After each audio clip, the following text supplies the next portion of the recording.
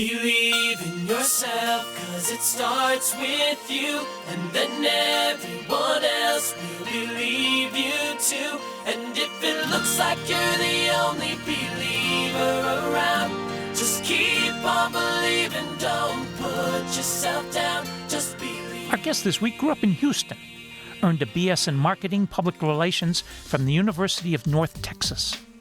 From 1989 to 1994, he was the Vice President of Sponsorships and Promotions for the Dallas Cowboys.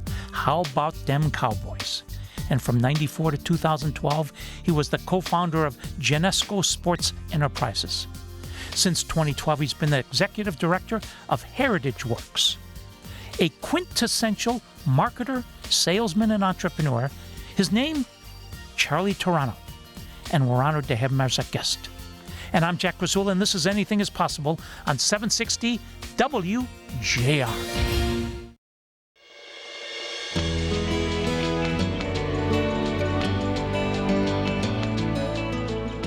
I'm Jack Krasula. This is Anything is Possible, and we're talking to Charlie Turano, the Executive Director of Heritage Works. Charlie, let's go back. Your childhood in Texas and your mom and your dad, please. Sure. I was fortunate to be named after my father. I'm Charles Turano Jr. My dad, Charles Turano Sr., was a wonderful example, the son of immigrant Italian Americans that came over from Sicily, came in through the port of New Orleans, and then migrated over to Houston, Texas. My mom, Joanne, was his high school sweetheart, and together they really provided us with a wonderful example of how to be a mom and a dad. So, married 63 years. My father passed 5 years ago. We were a very close-knit family. It was my mom and my dad, very hard workers, 3 sisters, and I'm the middle child. But in an Italian-American family, the only son is a meaningful position to have among your siblings. What's the biggest thing you learned from mom, and what's the biggest thing you learned from dad? Well, I learned that, in our family, the dad was the head of the family, but my mom was the heart of the family. So when it came time to get the family together, to resolve any sibling issues, to make big decisions, it was always the heart of the family that made that decision. And my mom was a wonderful example. Growing up, she was always there for us. My dad, the same way. I think with my dad, I learned that you can work hard, but you can be kind. And he was a very hard worker, and I went to work with him almost every day from 6 to 16. And he really did teach me how to be nice to people, and there's no excuse for not being the nicest person in the room. He would always tell me, he goes, Charlie, you may never be the smartest person in the room, but you can always work to be the nicest person in the room. And through that, how you treat people is really your mark, more so than anything you accomplish business-wise. So I took, my parents' advice from day one, and just absolutely wonderful parents. I couldn't have been blessed with better parents and the better examples. We're talking to Charlie Turano. Charlie, from 1983 to 86, you were a sportscaster/promotions director for KPLX and KLIF Radio. Talk about that chapter of your life. It was wonderful. So I went to the University of North Texas for the sole purpose to be positioned near Dallas. So being a big Cowboy fan, and really, Dallas was a destination back in the 80s. So I wanted to go to Dallas, and I basically walked into a radio station one day and asked them, I'd like to be a sports reporter here. You don't have to pay me. I'll do it for free if you will allow me the opportunity to get a press credential and learn the business. And they were glad to do so. And I was a sports reporter for 3 years. I helped work my way through college at the University of North Texas, was reporting on Rangers, Texas Rangers, Dallas Mavericks, Dallas Cowboys football games, where I would do the interviews after the game. And since I was the second reporter, the first reporter got to go do the winning team interviews, and I was tasked with doing the losing team interviews. If you can imagine, Jack, every single game, walking into the losing locker room and having to "why did you lose" interview with the players. But they found out later that was my job, and they really were sweet to me about I know you got it. He goes, I hope I don't see you next game, because they knew that if they did, that meant they lost the game. But it was a great experience. I love my career in radio. Great story. Lou Holtz, first head coaching job was William and Mary. William and Mary. He was 0-10, and he loses the last game 45-0. So the reporters come in, Coach, can you tell us in 3 or 4 paragraphs what was wrong with your squad? He says, I can tell you in 1 sentence. We had too many Marys and not enough Williams. I love Lou Holtz. Lou Holtz's son worked with me at the Dallas Cowboys. Huh. So, he was in our legal department. Yeah, Lou Holtz. What a great man, and what a great perspective he had on life. And anyone that met Lou, never forgot their meeting with Lou. He had that kind of impression on you. But and what a wit, to have that and to package all that wisdom in a witty way was just a gift.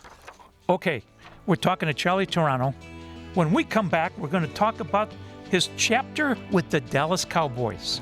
He joined them in 1989. They had the worst record in the NFL, 1-15. When we come back, we're going to ask about that year in the life of Charlie Turano. And I'm Jack Krasula, and this is Anything is Possible on 760 WJR.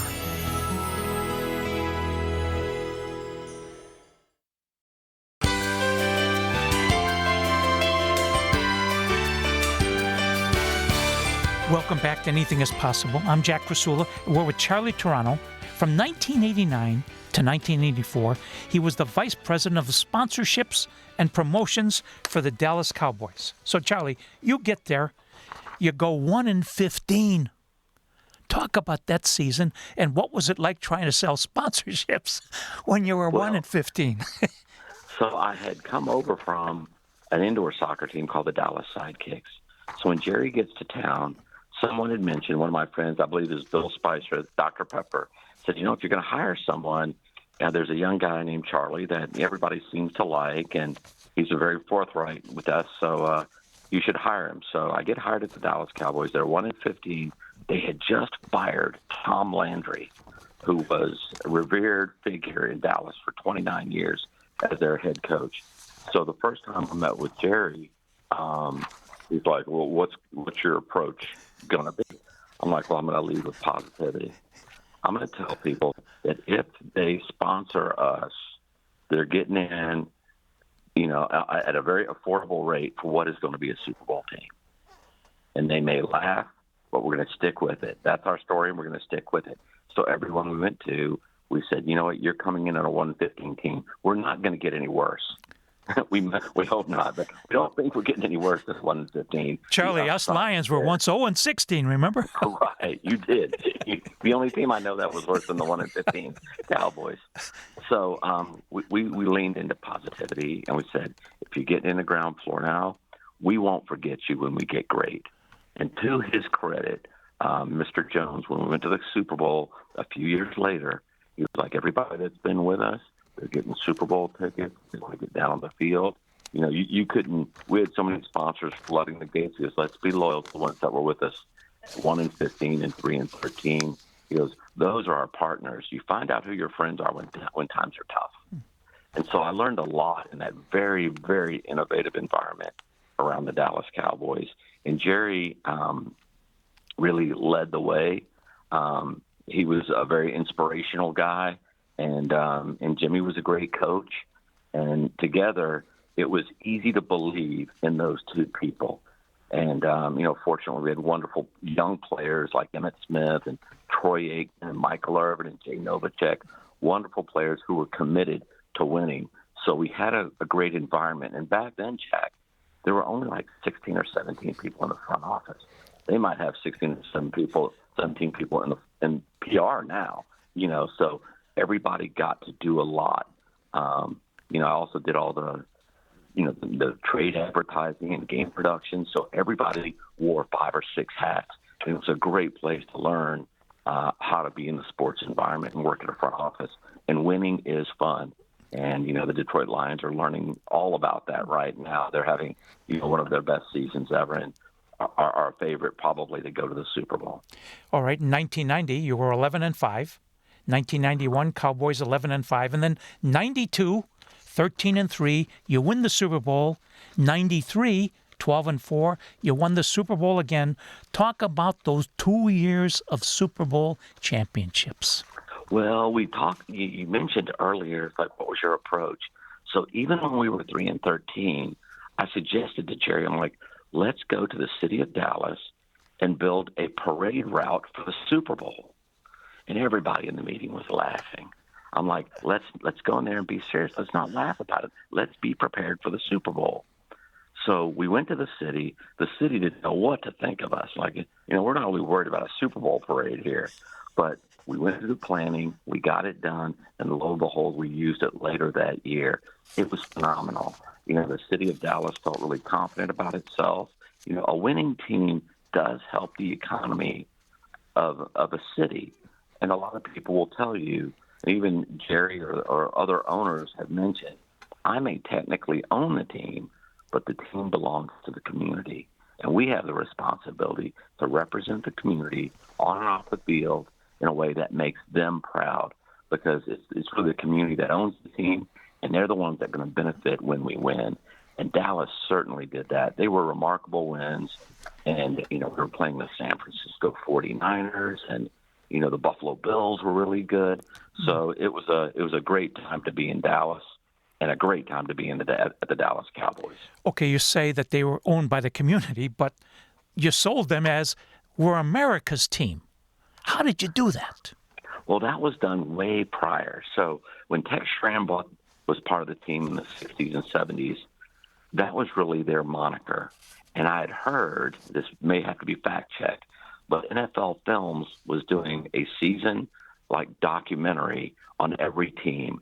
And they went to the Pittsburgh Steelers after they won the 76 Super Bowl and said, we have this thing called America's Team. We want to offer it to the Pittsburgh Steelers. And Mr. Rooney, a very humble man, was like, I think that's a little bit pretentious for us. So it's not the best for the Pittsburgh Steelers. So they said, well, the other team that everybody really loves is the Dallas Cowboys. So they offered that up sort of to Tex Schramm and the Dallas Cowboys. And, of course, they jumped all over it. And it really kind of took on a life of its own. And they had a star on their helmet.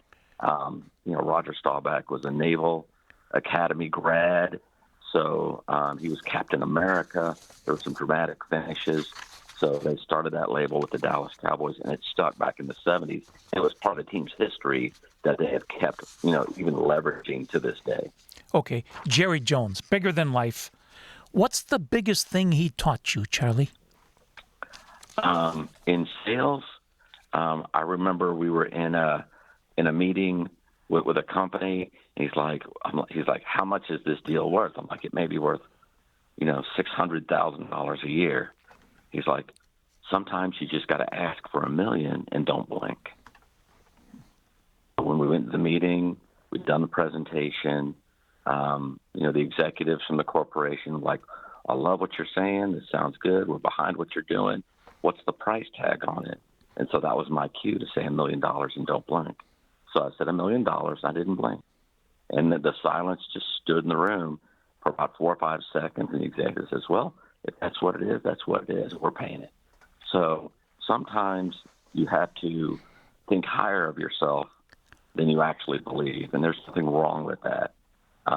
He taught me many things. He was a great teacher and mentor and supporter, even later in my career. But he was someone that, in business, I really looked up to. All right, one more Dallas Cowboy question. His head coach was Jimmy Johnson. They played together in college at, I think, Arkansas. But Jimmy Johnson, his hair, it was never out of place. Well, what was the secret sauce? Well, it may have been secret sauce for sure that kept it in place. But some people are perfectionists, and they're obsessed with perfection. I think the hair that Jimmy Johnson, kept so perfectly coiffed on his head was really a symbol of how he wanted things run, as an organization, as a leader.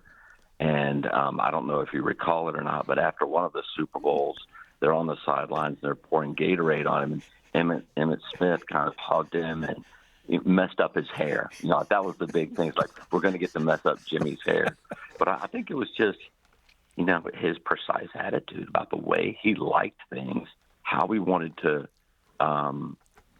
perform, so to speak. So that was what it was. He was famous for it. And but I think that was just a microcosm of how much, perfection he expected, and he even expected out of his own hair. So good for Jimmy. I love Jimmy. We're talking to Charlie Turano. When we come back, we'll ask him about co-founding, along with John Tatum, Genesco Sports Enterprises in 1994. And I'm Jack Krasula, and this is Anything is Possible on 760 WJR.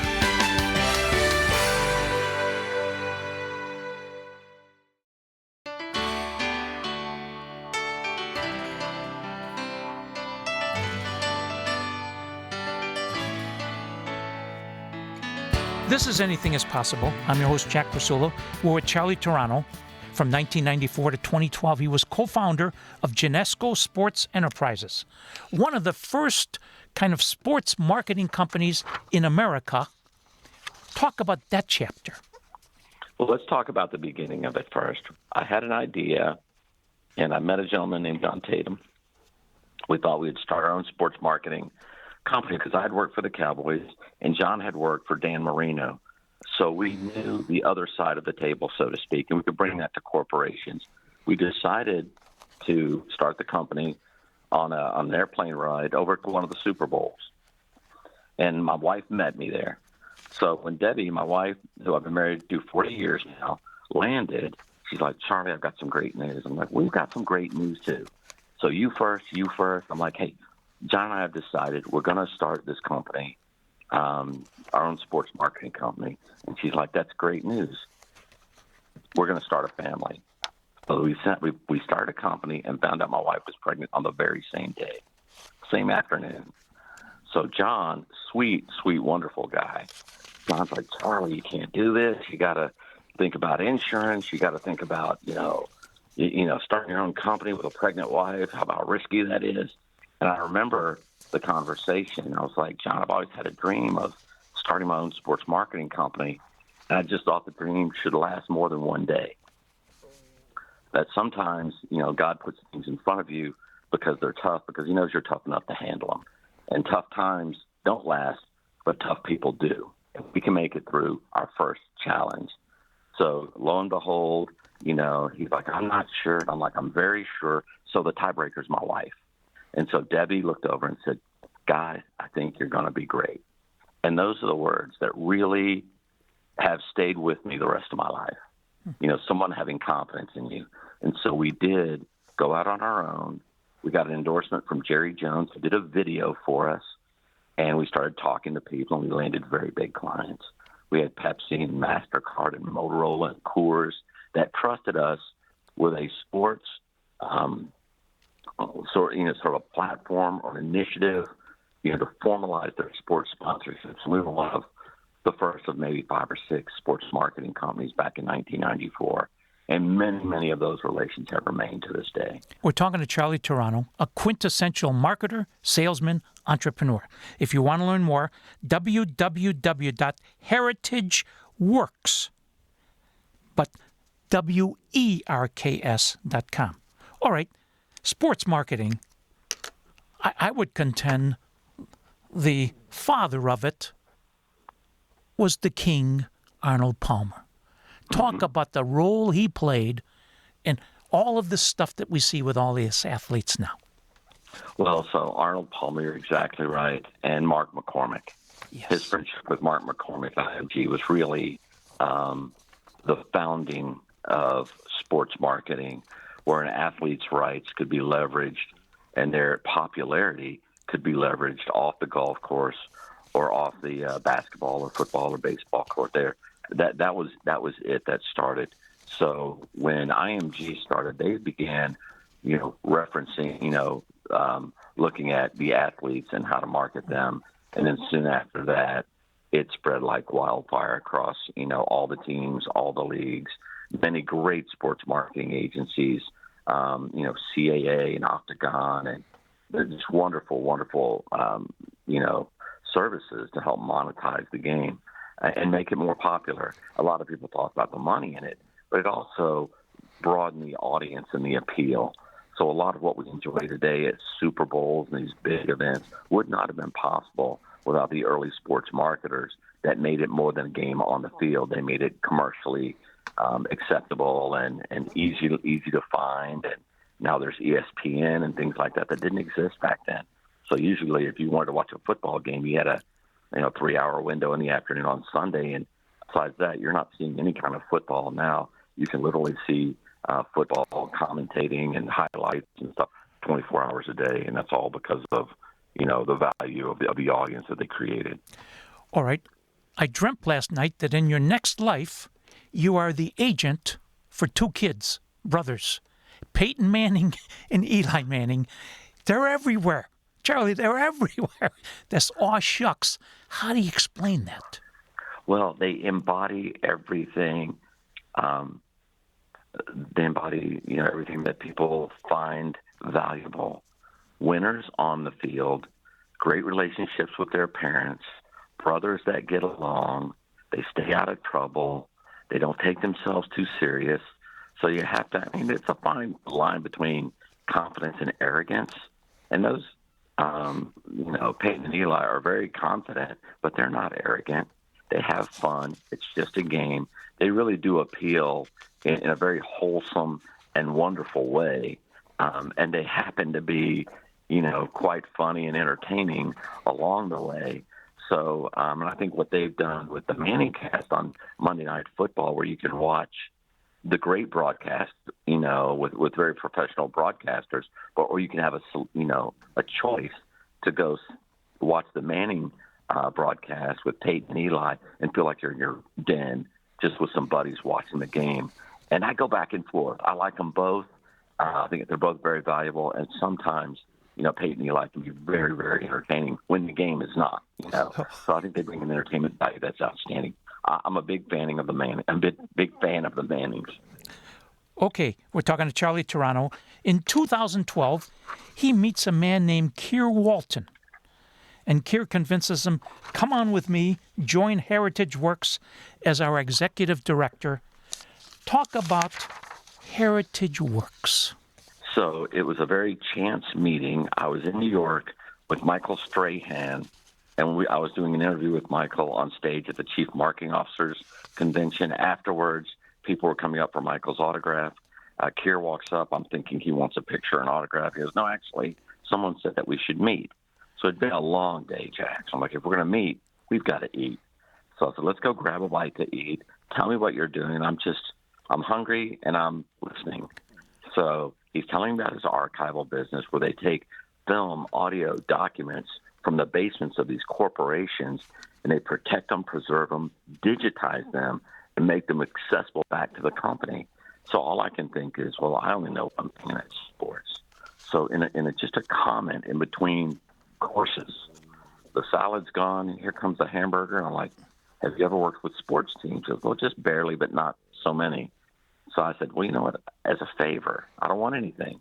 As a favor, I'll introduce you to a couple teams, because the great thing about sports is they're so arrogant that they'll tell you right away without hesitation if it's a bad idea.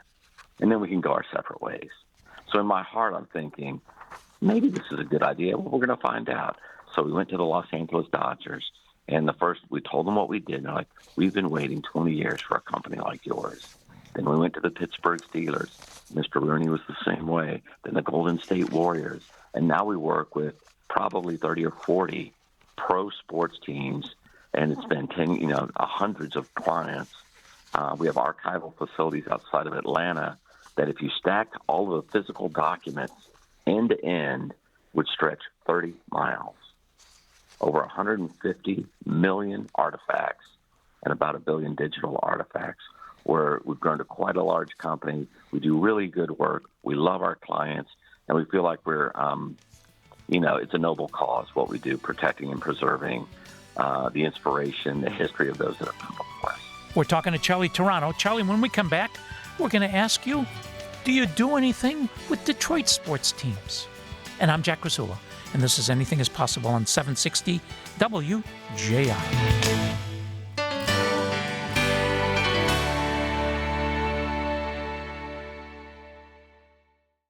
You've been listening to your inspirational fireside chat, Anything is Possible, for nearly 20 years. This is Anything is Possible, and I'm Jack Krasula. But what has Jack been up to lately? Search at AIP Speaker Series and find out. Jack has interviewed thousands of historical voices, some of whom have offered him their philosophy of life, like Tom Izzo. And Tom writes, work hard, persistence always wins out, discipline is the highest form of love. Stay humble. The great Ernie Harwell. My aim is to do justice, love mercy, and walk humbly with God. And the voices of our generation. I am reassured continuously that His unfathomable love and mercy are the greatest gifts of my life and my constant source of strength, reassurance, and guidance. His Holiness, Pope Francis. At AIP Speaker Series is the YouTube channel where all of these jewels can be heard, including some of Anything is Possible's greatest guests. And we're with Mitch Albom. The Little Liar is really a book about truth and lies and the price we pay when we lie. This is Anything is Possible, and with Tom Watson. My father loved to play with the pros at the club. Developed a very quick friendship with Stan and played some golf with him. And then he would ask me to play golf with him and Stan. Our guest this week was born with a rare disorder characterized by the absence of arms and legs. His name, Nick Vujicic. Something that every human being actually deals with, Jack. It's the choice of continuing to believe or giving up. And recordings of the AIP Speaker Series events at St. John's Resort. Go to YouTube and search at AIP Speaker Series. It's free. And remember, Anything is possible. Spohom.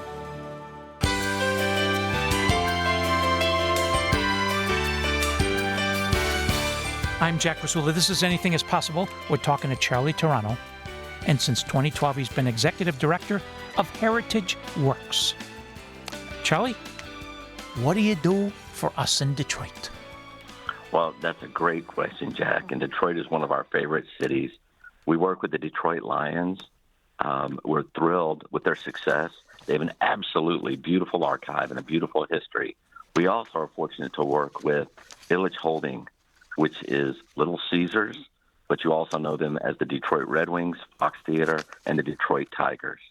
So fortunately, we work with a gentleman there by the name of Marcel Parent, who actually, Jack, is how you and I met through an introduction from Marcel. Marcel's a curator for Illich. He came from the Muhammad Ali Archives and Museum. Wonderful gentleman, one of our favorite people, and he actually was nice enough to make the introduction between you and I. So we love working for our clients in Detroit. We contend that Detroit and Michiganders in general are the friendliest people we get to work with of all of them around the country. I agree. And it's been an honor to meet you. Okay. Virtual museums. COVID killed hundreds of museums because they were closed down, couldn't make any money, nobody was coming to look, a lot of overhead, they shut down. So there's this concept called virtual museums. Tell us about that. Yes. So, there are virtual museums now where we can take curated items, tell stories, put them on the internet, and have clients, sign in and see the history of the Florida Panthers or, any one of the teams, as they can be forward-facing to the public or internal-facing, like a Hewlett-Packard, to their employee base. But the wonderful thing about them, I don't think they'll ever replace a live museum. It's a great experience to go through and see artifacts, live, to speak. But they certainly are convenient. So where a museum may be open from 9 o'clock in the morning to 5 o'clock in the afternoon. If you wanted to see a virtual museum, it would be available to you 24/7. No parking, no tickets. You can go in for 20 minutes and come back later after dinner or whatever. So being able to get educated on your favorite subjects, your teams, virtually is an option. I think it's a complementary option to a live museum. And we're thrilled that technology has allowed us to tell stories. And that's one of the main purposes at Heritage Works, is to be a great storyteller and to never forget those people, the moments, the milestones that came before us, so that we honor those contributors to the history of whatever subject you're interested in. Charlie, the stuff you and your team see every day, it's unbelievable. If you could kind of highlight just a couple items, assets, what would you highlight? Well, there's many confidence assets because we respect our clients not wanting to share things. But we have seen, many, first in sports, uniforms from the oldest players you can imagine, World Series rings, so many great things, player contracts. We saw the scouting report for Jackie Robinson that was not very complimentary. So it was, if you put it in historical context, to imagine Jackie went through the color barrier and the faith that Branch Rickey had in bringing him in, knowing that he would be a success. We get to see letters, correspondence, film, audio, video of the greatest moments in pro sports, but then also corporately through some of the biggest and most well-respected names you've ever heard, like John Deere tractors or motorcycles, Levi's, 7-Eleven, et cetera, that tell the history of those companies, MetLife, and that have gone just changed the face of American commerce and sports. Much of it comes through our facilities in Atlanta. www.heritageworks.com. All right. In the late 80s, 90s, there was a man in Dallas by the name of Zig Ziglar, the greatest motivational speaker of our lifetime. And he wrote the book, See You at the Top, 41 times in that book, Charlie. He says, you can get everything in life you want if you help enough other people get what they want. And Charlie, that's how you live. You talked in the first segment about doing favors for people. All right? So one of your friends is a guy named Mike Piazza, arguably the greatest draft pick in baseball history. Talk about that, how that came to be. Well, I was fortunate to sit with Mike at a table for the National Italian American Foundation, and we started it off. He was being honored, I'm sure, and we were just talking. His dad's there, and we were just having a great conversation. And asked where I lived. I was in California at the time. He goes, well, I'm in Miami. I'm like, well, I'm about to move to Miami. He goes, when you come to Miami, let's get together and have a lunch and get to know each other. So we did that, and over the years have become very good friends. Besides being a wonderful baseball player, he's a wonderful son to his mom and dad. His dad has passed, but he's a wonderful son, a great parent. His daughter's now at the University of Notre Dame as a freshman, a great husband, a real inspiration, someone that really, reignited my faith, my Catholic faith, toward the church again. He's a really great friend. And as famous as he may be, he's never lost his humility. He embraces his Italian-American heritage, as do I. So we have a lot of things in common, and our families are friends. And when we vacation in Italy, we visit them. And certainly when we return back to the United States, it's always a little time. So Mike's a Hall of Fame player, probably a more Hall of Fame human being. All right. The year he was drafted in the 62nd round, the 1,390th player drafted out of 1,395. And how did it come to be that the Dodgers drafted this nobody? Well, the rumor, which is mainly true, is that the Piazza family and the Lasorda family were close friends. Mr. Piazza and Tommy were friends. They came from the same area near Philadelphia, Phoenixville, Pennsylvania, and so it was somewhat of a favor, but not that much of a favor. Mike was not great. He was a very solid baseball player out of Miami-Dade, and so they drafted Mike. But when I drafted Mike was a first baseman. Like when he went to the big leagues, he's playing first base. You have to be catcher. So they went to Mexico for a couple of years, learned to catch, even though that was not a natural position. And when he got his shot at the majors, he made the most of it. Finally getting to spring training a couple of years later, and started hitting the ball over the fence. And so he had really a talent that you can't teach, which is power, focus, and the ability to be clutch. And certainly had 5 years in the Dodger organization before going to the New York Mets. And a 17-year career, hit more hunts than any catcher in Major League Baseball history. Some very iconic moments. The home run that he hit after 9/11 that really brought the country back to feeling good about themselves in New York. So he's a remarkable human being, much more so than a baseball player, and he's a remarkable baseball player. Very, very honored to have him as a friend. All right, another friend and mentor. Listen to this guy's resume. He was the general manager of the Dream Team in the '92 Olympics. He started the Chicago Bulls. He started the Phoenix Suns. He started the Arizona Diamondbacks. He's in the Basketball Hall of Fame. Jerry Colangelo. Talk about him. The great Gary Colangelo. Yes, we became friends again through the National Italian American Foundation, where he was the chairman. And he had, he said, boy, we always throw these fundraisers in New York and D.C., but never a place like Texas. And he was looking at me.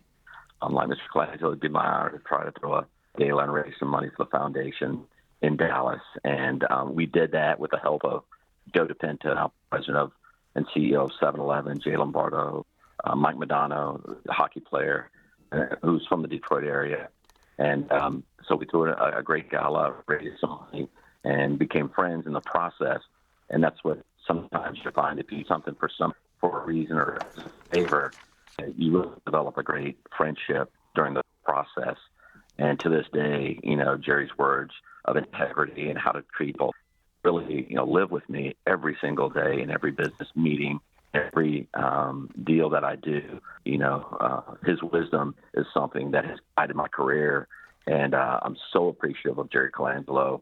He's so well respected, and really honored to even mention as a mentor friend.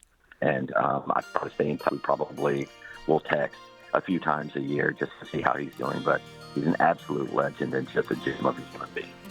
Well, so many people admire you, Charlie, and it's been an honor to meet you, and I thank you for you and your team helping me to turn this collection that I have, into a virtual museum. It's been a great, great journey, and continues. Well, you're just remarkable in your own right, and I truly value our friendship and the hospitality that you all show me when I come to Michigan, and I look forward to crossing paths again soon. Please join us next week. Until then, I'm Jack Krasula. Thanks for listening, and make it a great week, because with God, anything is possible. Spohom. Believe in yourself.